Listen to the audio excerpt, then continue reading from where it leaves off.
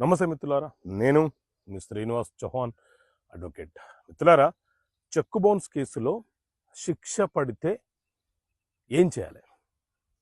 మిత్రులారా, చెక్కు యొక్క అమౌంట్ ఎంత ఉన్నా మనము మెజిస్ట్రేట్ కోర్టులోనే చెక్ బౌన్స్ కేసు ఫైల్ చేస్తాం.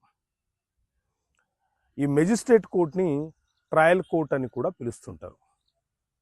మెజిస్ట్రేట్ కోర్టు ఒకసారి మనం చెక్ బౌన్స్ కేసు ఫైల్ చేస్తే ఆ కేసులో ఉన్న సాక్షులను, డాక్యుమెంట్స్ని, కంప్లైనెంట్ని విచారణ జరిపి ఎవరైతే మనకు చెక్ ఇచ్చి మోసం చేశారో ఆ వ్యక్తికి పనిష్మెంట్ వేయవచ్చు, ఫైన్ విధించవచ్చు, అలాగే నష్టపరిహారము చెల్లించమని కూడా తీర్పు ఇచ్చే అవకాశం ఉంటుంది. కానీ చాలా వరకు చెక్ బౌన్స్